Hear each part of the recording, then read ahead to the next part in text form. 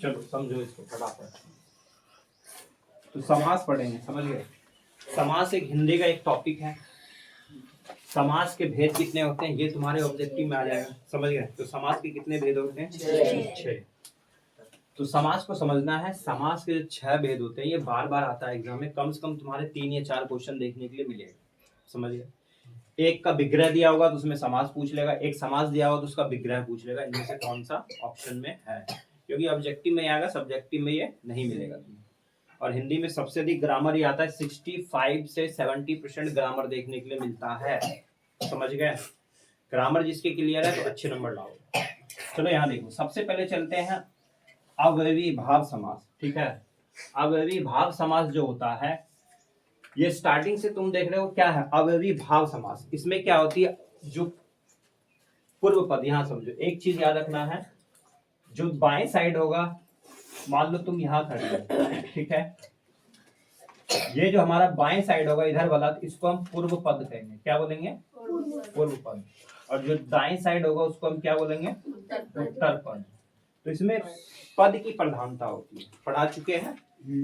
तो पद की प्रधानता होती है। अवयवी भाव अ पहले लिखते हैं ना, तो पहले पद इसकी समान होगी, यानी कि पूर्व पद पहले इसका क्या था? प्रधानता था, यानी कि पहला पद इसका समान होगा, यानी पहले वाला। शब्दों के आरंभ में एक तो समझ आएगा पूर्व पद इसकी प्रधानता होगी, ठीक है। और शब्द के आरंभ में उपसर्ग जुड़ा हुआ। उपसर्ग कहाँ जुड़ता है? आगे की पीछे? आगे। ये तुम्हारा आएगा उपसर्ग के 2 क्वेश्चन होंगे, प्रत्यय का 2 क्वेश्चन होगा एग्जाम में। तो उपसर्ग भूलोगे एग्जाम में तो गलती हो जाएगा, ठीक है। उपसर्ग आगे, प्रत्यय पीछे। पहले उपसर्ग पहले लगता है, जैसे अभी बताया ना, उपसर्ग इधर छुपा होगा और प्रत्यय इधर छुपा होगा। उपसर्ग इधर छुपा होगा और प्रत्यय इधर छुपा होगा, ये भूलना मत एग्जाम में। चलो, तो शब्द के आरंभ में उपसर्ग जुड़ा हो तो वो अवयवी भाव समास है। यह शब्द के शुरुआत में, जैसे अ क्या है? उपसर्ग है। आ, अन, यथा, प्रति, प्रा, भर, ये पढ़ चुके हैं उपसर्ग में। तो ये चीज अगर आगे लगा है तो वो कौन सा समास है? अवयवी भाव समास। जैसे हम कुछ एग्जांपल देख लेते हैं, और सेम एग्जांपल यही मिलने वाला है तुम्हें एग्जाम में, आया था मंथली एग्जाम में। तो यथाशक्ति, तो क्या मिल गया? यथाशक्ति। या तो इसका विग्रह करके देखोगे, यथाशक्ति। तो शक्ति एक क्या हो गया? शब्द। यथा क्या बच गया? उपसर्ग बच गया ना। तो यथा क्या बच गया? उपसर्ग। और शक्ति क्या बच गया? शब्द। यहां से तुम 2 चीज सीख गए, एक तो उपसर्ग भी अलग करने के लिए कि यथा क्या है? उपसर्ग। आगे आज जन्म, तो जन्म एक शब्द है, बचा क्या? आ बचा ना। आ क्या है? उपसर्ग। तो कौन सा समास हो जाएगा? अवयवी भाव समास। फिर अब प्रतिदिन, तो दिन क्या है? एक शब्द है, प्रति क्या हो गया? उपसर्ग। प्रतिदिन में पूछेगा कौन सा उपसर्ग है, तो प्रति। चलो, भर पेट, तो पेट एक शब्द हो गया और भर एक अलग होगा, तो भर क्या है? उपसर्ग।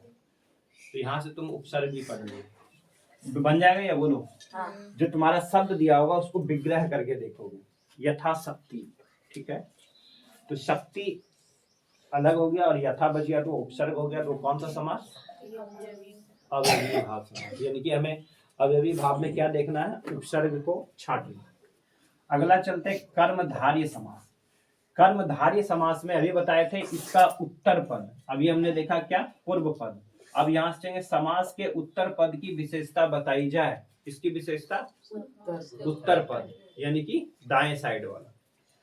और उत्तर पद में कैसा, या तो तुम जब उसका विग्रह करोगे कैसा का उत्तर मिले, कैसा है वो, ठीक है। ये कैसा है उसका रूप, जैसे नील कमल, तो नील कमल को विग्रह करते हैं, क्या होगा?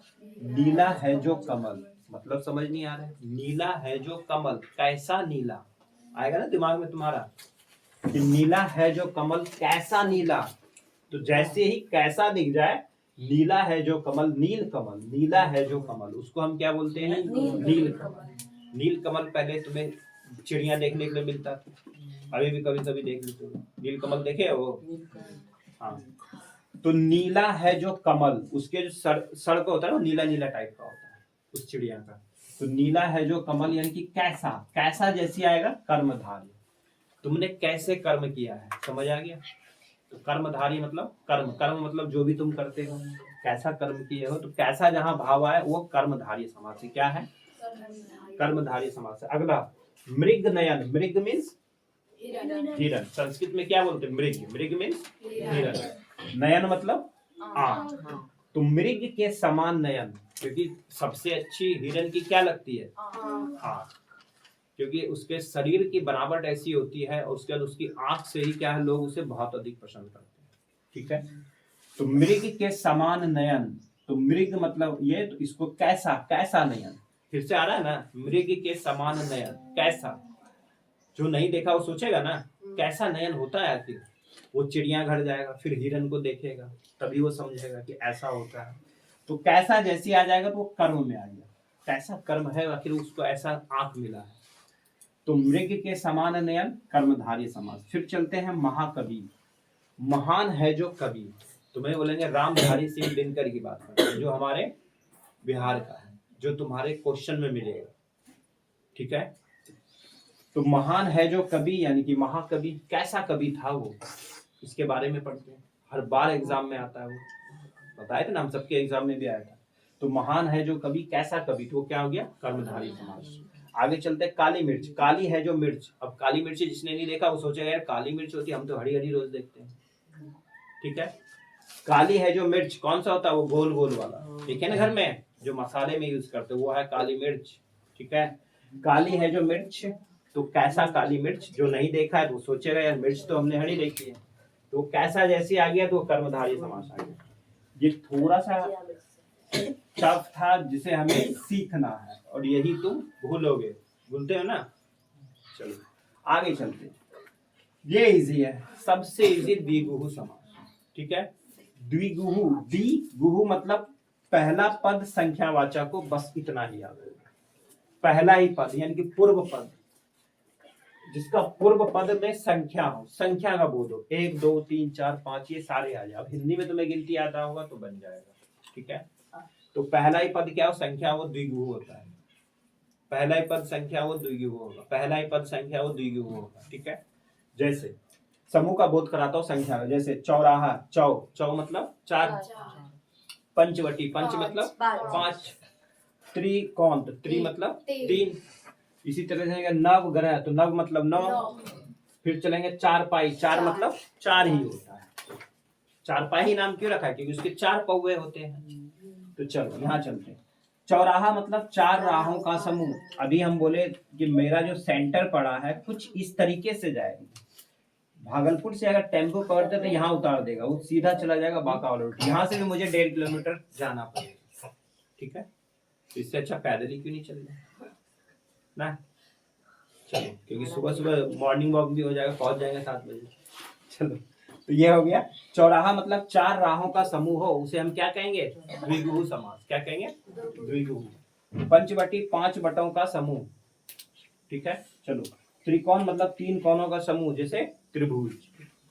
आगे नवग्रह, 9 ग्रहों का समूह, लेकिन अभी 8 ग्रह है, 9 मत याद करो। ठीक है, नवग्रह हम लोग लाते हैं जो हवन करते हैं, उनमें लाते हैं नवग्रह, 9 गाछों का ये दिया गया है, इसमें क्या है, छाल है, ये है, वही सब होता है। चलो, चारपाई 4 पायों का समाहार, यानी कि हो जाता है खाट, जिसे हम खाट बोलते हैं। ये सभी क्या है, द्विगुहु समास, ये इजी है। चलो, अब चलते हैं तत्पुरुष समास। तत्पुरुष समास की बात करते हैं। समास का विग्रह करने पर, अगर हम समास का विग्रह, अभी तक हम विग्रह कर रहे थे, सबका विग्रह किए ना, समास का विग्रह करते हैं तो अगर हमारे बीच में मिल जाए को, का, की, के लिए, इस तरह का शब्द आ जाए तो वो कौन सा, तत्पुरुष समास। ठीक है, ये भी थोड़ा हार्ड है लेकिन ये इजी हो जाएगा तुम्हारा इसका। बस इतना ही तुम्हें एग्जाम में याद करके जाना है कि को, का, की, के, ये के लिए, ये से, में, पर, कुछ भी आ जाए बीच में तो वो कौन सा समास, तत्पुरुष समास। क्या यहाँ आ रहा है कहीं, नहीं ना, इसका विग्रह करो यहाँ से, रसोई घर। ठीक है, तो रसोई के लिए घर, रसोई मतलब भी क्या होता है, पकाने वाले को कहते हैं रसोईया, कहते हैं ना। और रसोई घर मतलब वो घर जहाँ पे खाना पकाया जाता है। तो रसोई के लिए घर, तो के लिए आ गया कौन सा समास? तत्पुरुष समास। फिर चलेंगे ऋण मुक्त। ऋण मतलब अगर हम किसी से पैसे उधार लेते हैं तो उसको हम ऋण कहते हैं। मुक्त मतलब फ्री। तो ऋण से मुक्त हो, ठीक है, उसे हम क्या बोलते हैं? ऋण मुक्त। तो बीच में क्या आ गया? से। तो क्या हो जाएगा? तत्पुरुष समास। गंगा जल, ठीक है, गंगा का जल का आ गया तो क्या बन गया? वो तत्पुरुष समास। तो यहां से हमने देखा ये वाला और तत्पुरुष समास, यही भूलते हैं। आगे चलते द्वंद्व समास, ये भी सबसे इजी है। ये है इजी, ठीक है, ये सारे इजी पोजीशन, ये भी इजी है, जो तुम भूलोगे उसी को याद करना है। समास में योजक चिन्ह, ये आएगा तुम्हारा एग्जाम में। योजक चिन्ह, योजक चिन्ह पढ़ा चुके हैं।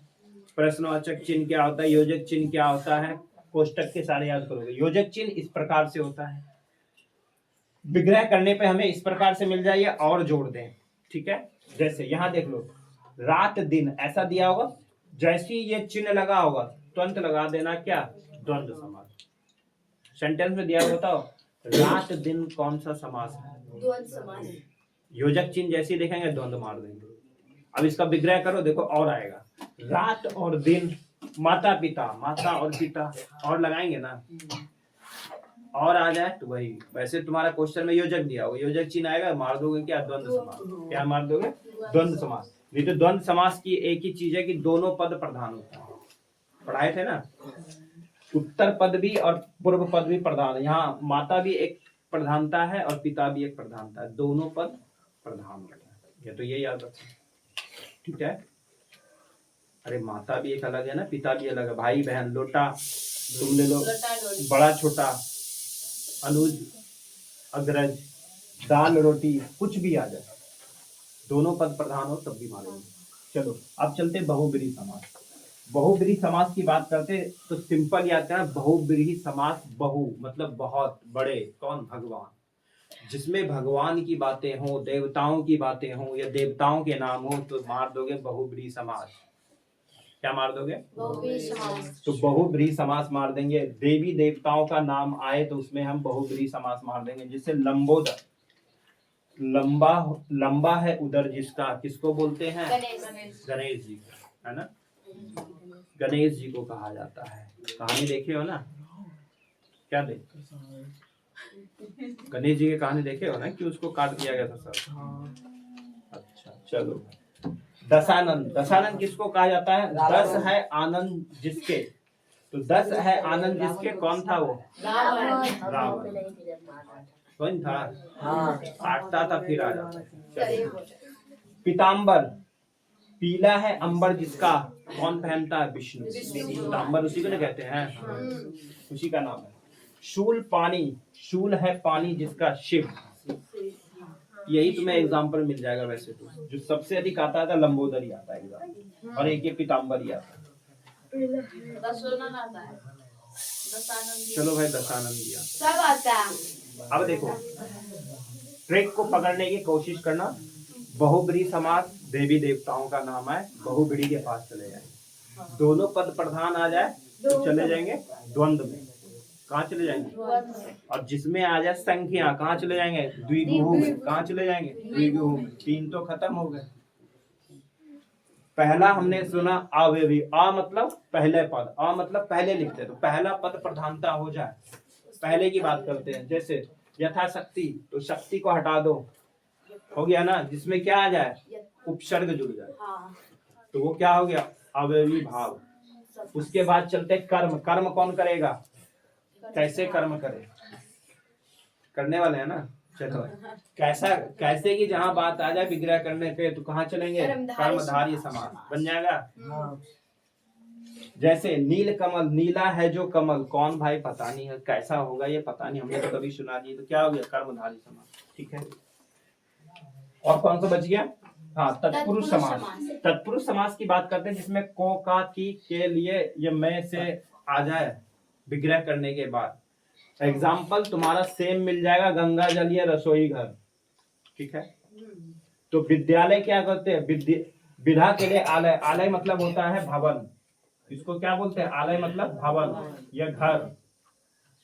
जो विद्या का घर है उसे हम विद्यालय कहते हैं। ये विद्या का जो भवन है उसे हम विद्यालय कहते हैं। विधा मतलब ज्ञान, तो ज्ञान देने के लिए वो घर होता है, उसी को हम विद्यालय कहते हैं, है ना। तो ये हमारा क्या हो गया, विद्यालय। और बोलो कोई इसमें प्रॉब्लम? बन जाएगा, बन जाएगा। अब तब चलें।